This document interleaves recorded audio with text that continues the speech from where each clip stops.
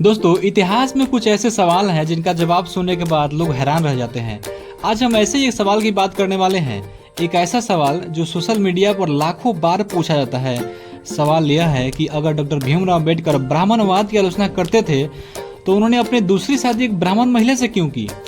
क्या यह उनके विचारों के खिलाफ था या फिर इस पूरे विषय को बिना पूरा इतिहास को जाने लोग सोशल मीडिया में पेश कर देते हैं। आज की इस वीडियो में हम किसी आलोचना नहीं करेंगे, हम किसी का बचाव भी नहीं करेंगे। हम केवल इतिहास के उन तथ्यों को समझेंगे जो उपलब्ध दस्तावेजों और जीवनीकारों ने लिखे हैं। तो आइए शुरुआत करते हैं।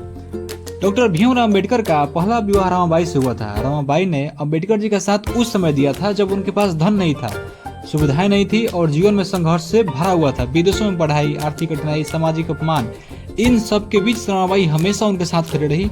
लेकिन 27 मई 1935 को रमाबाई का निधन हो गया। यह घटना डॉक्टर अंबेडकर के जीवन का सबसे बड़ा व्यक्तिगत आघात माना जाता है। पत्नी के जाने के बाद उन्होंने कई वर्षों तक दूसरी शादी नहीं की। उनका पूरा जीवन संविधान निर्माण, दलित समाज का अधिकार और सामाजिक सुधारों के संघर्ष में बीतने लगा। लेकिन लगातार दिन रात काम करने का असर अब उनके शरीर पर दिखने लगा था। उन्हें मधुमेह था, हाई ब्लड प्रेशर था, नसों में दर्द रहता था और रातों की नींद कम हो चुकी थी। डॉक्टरों ने उन्हें आराम करने की सलाह दी, लेकिन अंबेडकर जी के पास आराम करने का समय ही कहाँ था।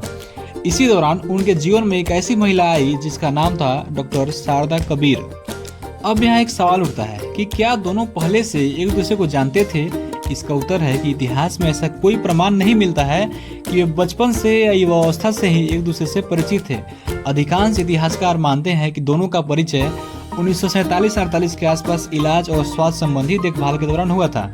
डॉक्टर शारदा कबीर एक प्रशिक्षित डॉक्टर थी। वे चिकित्सा क्षेत्र से जुड़ी थी और डॉक्टर अंबेडकर जी के इलाज में शामिल हुई। यहीं से दोनों के बीच बातचीत की शुरुआत हुई। पहले डॉक्टर और मरीज का रिश्ता था, फिर धीरे धीरे एक दूसरे के प्रति सम्मान पैदा हुआ, प्रेम पैदा हुआ, विश्वास बढ़ा और समय के साथ यह रिश्ता विवाह तक पहुंच गया।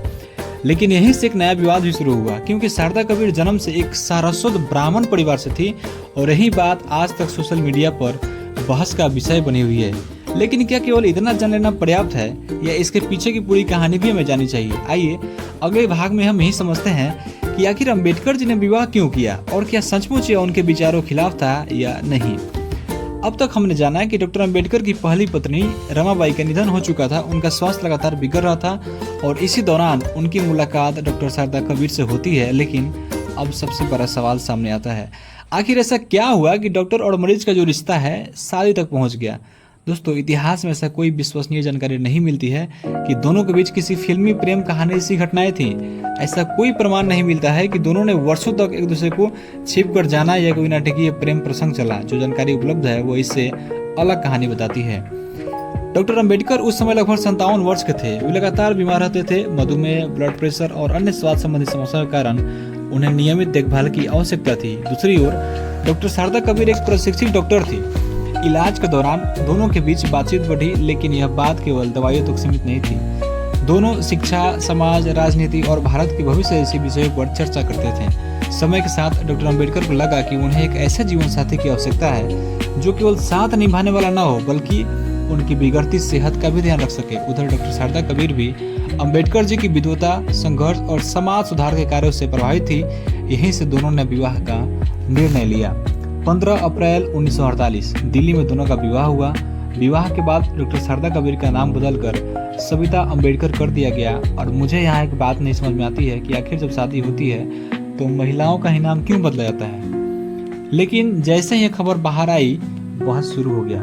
कुछ डॉक्टर अंबेडकर का विरोध ब्राह्मण व्यक्ति से नहीं था बल्कि जाति आधारित ऊंच नीच और सामाजिक असमानता की व्यवस्था से था, जिससे ब्राह्मणवाद कहते थे। इसलिए कई विद्वानों का मत है कि किसी ब्राह्मण महिला से विवाह करना अपने आप में उनके विचारों का खंडन नहीं माना जा सकता है।